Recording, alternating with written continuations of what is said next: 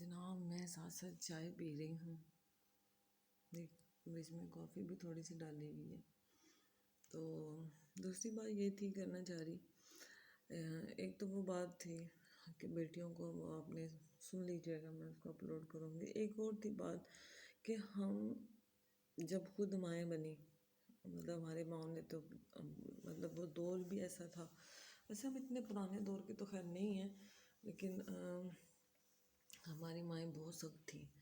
میری امی بہت مطلب مائیں ہماری بہت سخت ہوا کرتی تھیں، ہر چیز سے منع کرتی تھیں، یہ نہیں کرنا وہ نہیں کرنا، ایسے لو بڑی جلدی دوپٹہ لینا شروع کر دیا میں نے مطلب ہم لوگ ہر چیز کو سیکھتے تھے، حالانکہ ہماری ماؤں کو اتنا نہیں بھی شعور ہو تب بھی وہ مطلب اس چیز پہ ہوتی تھی۔ تو بات میں یہ کرنا چاہ رہی تھی کہ ہم نے بچوں کو نا، جو بچے ہوتے ہیں ہم ان بچوں کو کا بچپن ہی ہم چھین لیتے ہیں ہم سے۔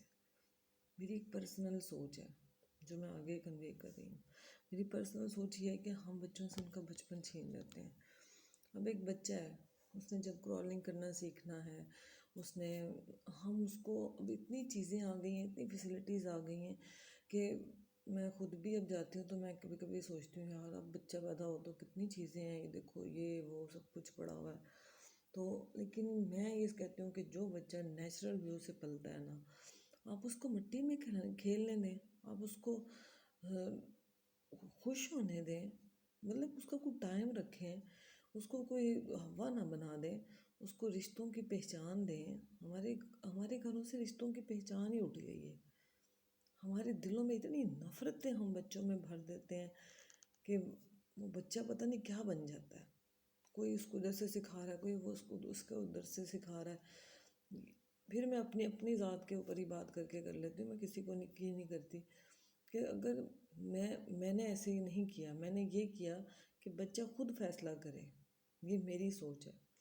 اس کو پتہ جب وہ بڑا ہوگا تو اس کو خود فیصلہ کرے گا کہ بھی کون سا رشتہ میرے ساتھ ٹھیک ہے، کس نے مجھے صحیح سکھایا، کس نے غلط سکھایا۔ کیونکہ جب بچے بڑے ہوتے ہیں، کیونکہ میرے ماشاءاللہ اس سٹیج پہ ہیں کہ وہ آگے سے آنسر کرتے ہیں کہ آپ نے یہ وہ کیوں کیا تھا، ایسے کیوں نہیں کیا، ایسے کیوں نہیں کیا۔ مجھے نہیں، اور بھی بہت سارے رشتوں کو کہتے ہیں۔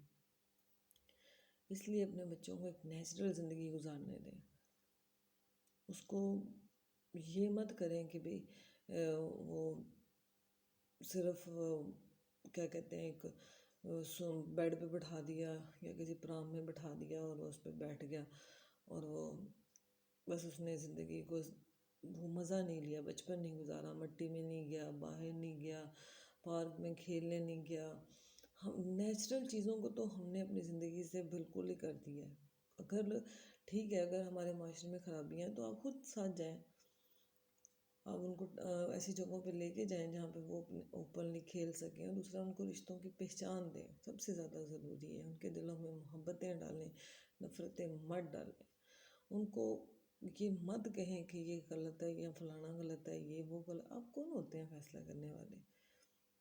یہ تو اللہ کو پتہ ہے۔ میں ایک واقعہ سن رہی تھی کہ نبی پاک صلی اللہ علیہ وسلم کے دور کی بات ہے کہ ایک بندے کو نہیں ویسے یعنی حضرت موسیٰ کے دور کی بات ہے یا حضرت علی کے یا حضرت محمد صلی اللہ علیہ وسلم کے دور کی بات ہے کہ ایک شخص بہت شرابی تھا، مطلب کا کفر کرتا تھا، شرک کرتا تھا ہر طرح سے، یعنی کہ اللہ تعالیٰ نے حکم دیا کہ اس کو تم لوگ، اتنا وہ گندا انسان تھا کہ اللہ تعالیٰ نے حکم دیا کہ تم اسے جنگل میں چھوڑو جہاں اس کو جانور کھا جائیں اور یہ خود بخود مر جائے گا، یہی موت اس کی کافی ہے۔ تو یہ میں واقعہ سے گھوم لے کے واقعہ بتاتی ہوں، اس کی یہ موت کافی ہے۔ مجھے یہ بات اتنی کلک کی، کہتے ہیں کہ جب اس بندے کی موت کا وقت قریب آیا تو اس نے سائڈ دائیں دیکھا، پھر اس نے بائیں دیکھا، پھر اس نے اوپر دیکھا، تو میری آنکھوں میں تو یقین کریں میں خود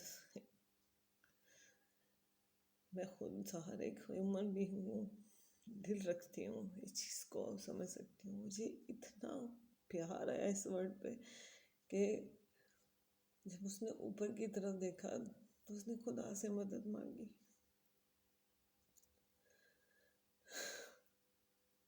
کتنا خوبصورت وہ خدا ہے جس کو ہم نے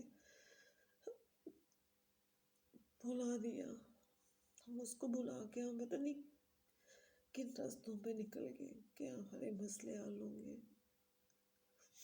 وہ خدا تو اتنا رحم دل ہے کہ جب یہاں تک کہا تھا کہ موت سے پہلے توبہ کے دروازے بند ہو جائیں گے، لیکن اس شخص نے جب اوپر اللہ کی طرف دیکھا تو اللہ نے کہا کہ جو اس کی جان روح پرواز کر گئی.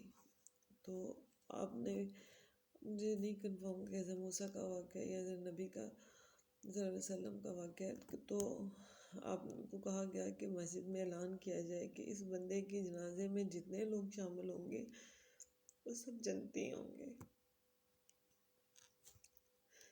یہاں سوچنے کی بات ہے کہ ایک خدا، جو خدا جس نے کہا کہ میں شرک برداشت نہیں کرتا، جس خدا نے کہا کہ یہ گناہ کبیرہ ہے، جب وہ معاف کر دیتا ہے تو ہم تو بہت چھوٹی چیزیں، ہم چھوٹی چھوٹی چیزوں پہ زندگیاں گزار دیتے ہیں. ہم یہی نفرت اپنے بچوں کو بھی دے رہے ہیں کہ اس نے ایسے کیا، کیوں کہا تھا. میرا دل کرتا ہے کہ ہم یہ کہنا سیکھ لیں، میں خود بھی اس پہ ٹرائی کرتی ہوں، ہم یہ کہنا سیکھ لیں کہ میں جو کر سکتی ہوں میں وہ کروں گی. میں اپنی طرف سے جو کر سکتی ہوں، اپنے بچوں کی تربیت، اپنی تربیت، جو میرے اندر کمی ہے میں پوری کر سکوں گی، میں وہ کروں گی. ایک اور واقعہ مجھے یاد آ رہا ہے کہ ہاں یہ واقعہ محرم جنگ احد کا یا پتہ نہیں کون سے کسی جنگ کا واقعہ ہے. تو صحابی آگے جا رہے تھے، آہستہ آہستہ قافلہ آگے کوئی طرف جا رہا تھا. تو پانی ختم ہو گیا، پانی کی تلاش شروع ہو گئی. تو ایک جگہ پہ کنواں نظر آیا، لیکن پانی بہت نیچے تھا. پانی اس میں پانی نہیں تھا، مطلب کافی نیچے تھا جہاں سے پانی نہیں لیا جا سکتا تھا. لوگوں نے کپڑے مطلب باندھے، کسی کو یہ کہا، وہ کیا، یہ کیا.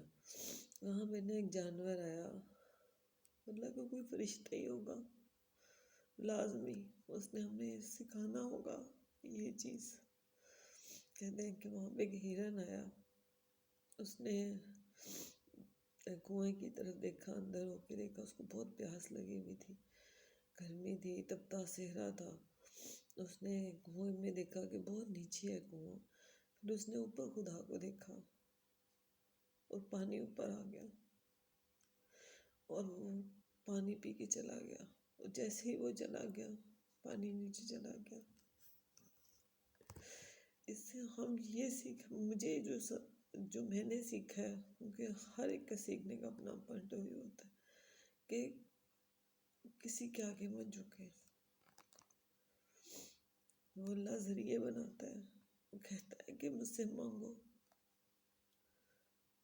اتنا خوبصورت جملہ لگتا ہے، اس کو اپنی مخلوق کے آنسو بہت اچھے لگتے ہیں.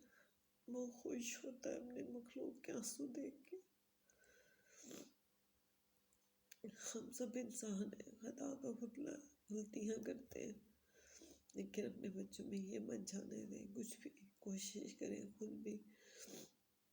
میں کوئی عالم نہیں ہوں، کوئی ایسا نہیں ہے کچھ بھی، لیکن ہر انسان وقت سے کچھ ایکسپیرئنس لیتا ہے. میں نے آپ کو سٹارٹ میں بھی بولا کہ مجھے اب یہ یوٹیوب چینل جو ہے یہ ایک بڑا اچھا پلیٹ فارم لگتا ہے. کہ میں یہ کہتی بھی ہوتی ہوں اکثر کہ دیکھو نبی پاک صلی اللہ علیہ وسلم کے دور میں بھی یہ ہوتا تو وہ بھی اس چیز کو یوز کرتے.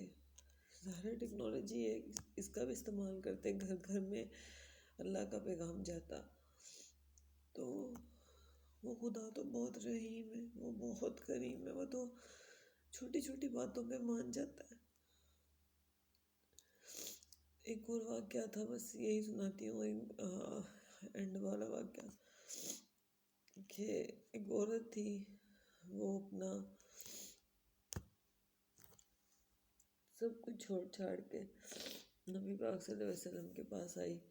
اس نے کہا کہ میں آپ کے گھر کام کروں گی اور میرا بیٹا مسجد میں آپ کے ساتھ کام کرے گا. تو خیر آپ نے اس کو رکھ لیا، تو وہ مسلمان بھی ہو گئی اور آپ نے اس کو رکھ لیا. تو وقت گزرتا گیا، آہستہ آہستہ وہ بوڑھی ہوتی گئی. تو کہنے کا یہاں مقصد یہ تھا کہ جو میں نے بات دیکھی کہ اللہ کے رسول کی محبت، یہ تھی محبتیں، اسے بولتے ہیں محبت.